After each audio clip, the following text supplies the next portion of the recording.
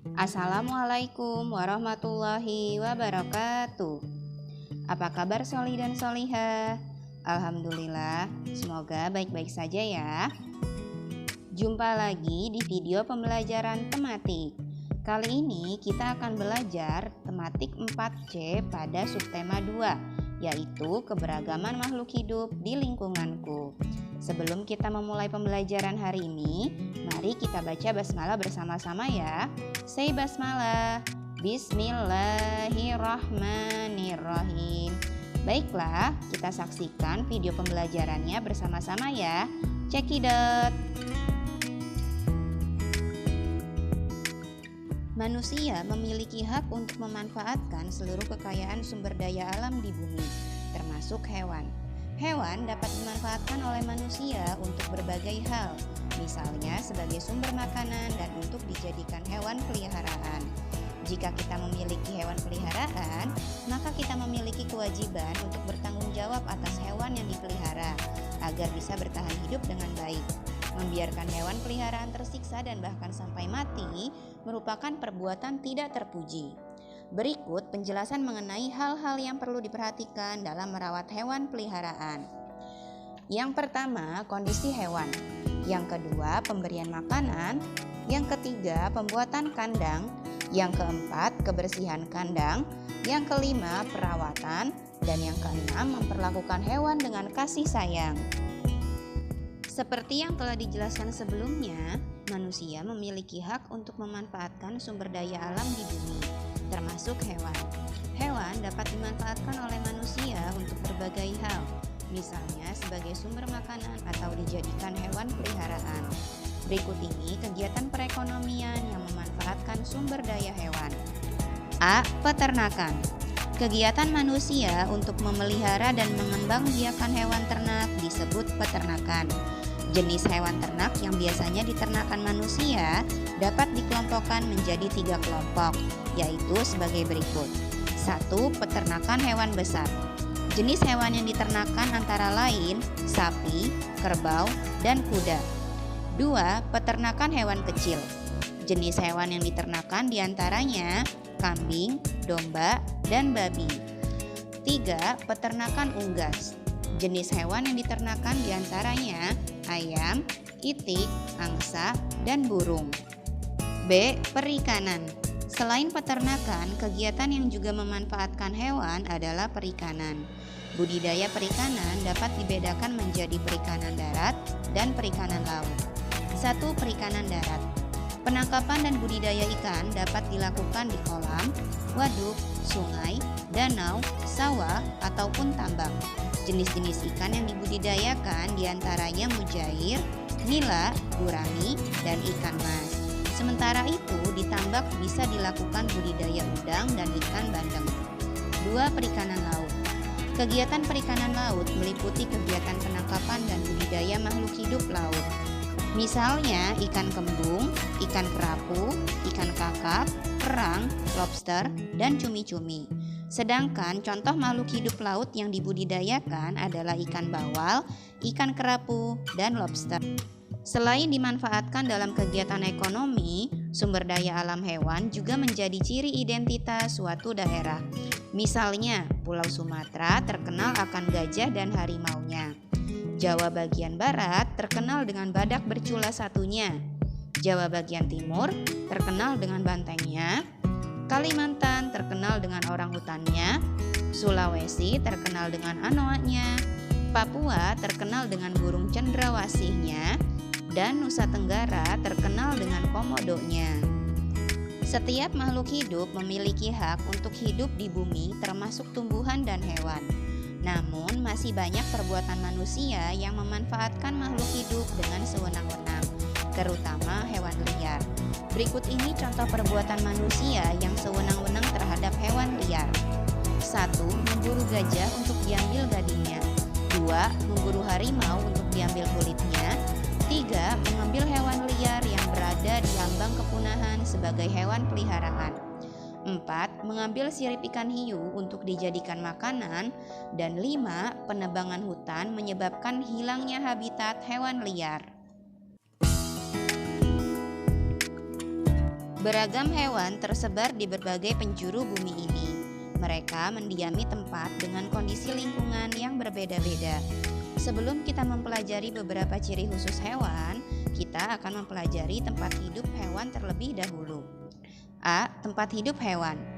Hewan ada yang hidup di darat, air, serta di darat dan air. Hewan yang hidup di darat disebut hewan darat. Berikut ini berbagai hewan liar yang hidup di hutan antara lain harimau, orangutan, dan gajah. Selanjutnya, berbagai hewan liar yang hidup di padang pasir antara lain unta, kadal, dan ular.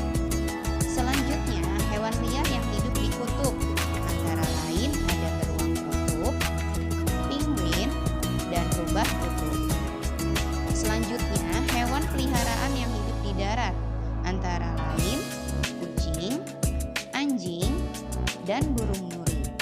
Selanjutnya, hewan ternak yang hidup di darat antara lain ada sapi, ayam, dan kelinci.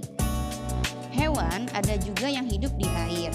Hewan yang hidup di air disebut hewan air. Hewan ada yang hidup di air tawar, air laut, dan air payau. Berikut ini berbagai hewan yang hidup di air tawar antara lain ikan mas, ikan lele, dan belut.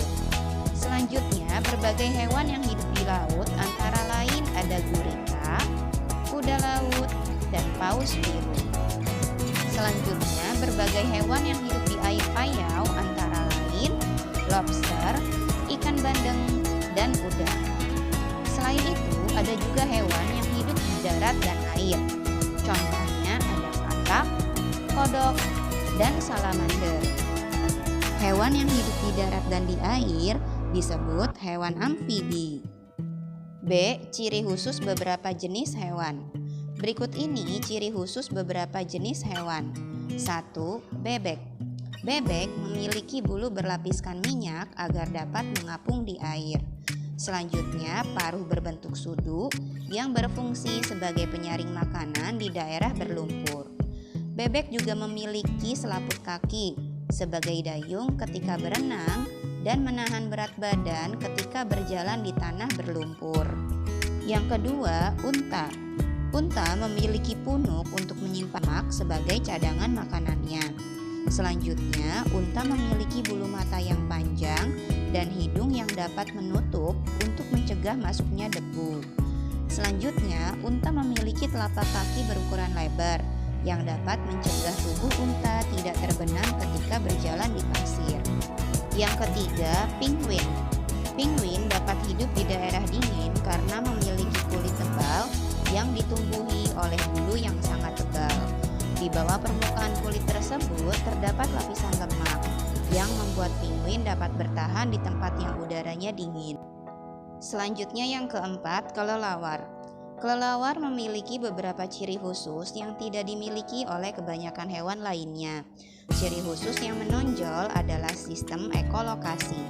Ekolokasi merupakan sistem penggunaan pantulan bunyi atau eko untuk mendeteksi posisi atau keberadaan suatu objek. Dengan cara demikian, kelelawar dapat mengenali makanan atau jalan yang hendak dilewatinya di kegelapan malam. Kelelawar memiliki telinga berukuran lebar dan sangat peka terhadap getaran bumi. Dalam hal ini, kelelawar menggunakan pantulan bunyi sebagai sistem radarnya. 5. Cecak. Cecak dapat merayap di dinding atau loteng karena memiliki struktur kaki khusus. Pada telapak kaki cecak terdapat guratan-guratan yang dilapisi oleh bulu-bulu halus dan lengket. Struktur kaki yang demikian berfungsi sebagai alat perekat ketika merayap. Ciri khusus cecak lainnya adalah memiliki lidah berlendir lengket dan autotomi. Lidah berlendir lengket berfungsi untuk menangkap mangsa. Sementara itu, autotomi adalah peristiwa pemutusan bagian ekor cecak untuk mengelabui musuhnya ketika merasa terancam. Salah satu upaya untuk menjaga keseimbangan lingkungan adalah dengan melakukan pelestarian hewan dan tumbuhan. Pelestarian dilakukan untuk melindungi hewan dan tumbuhan agar tidak punah. Berikut ini beberapa upaya pelestarian hewan dan tumbuhan. 1. Melakukan penangkaran hewan-hewan langka dan penanaman bibit tumbuhan yang telah langka.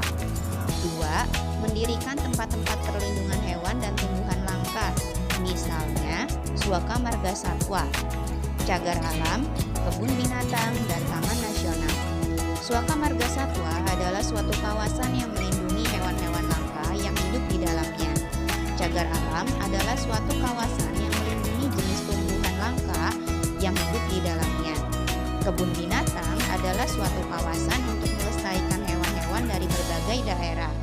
Kebun Raya adalah suatu kawasan untuk melestarikan tumbuhan dari berbagai daerah.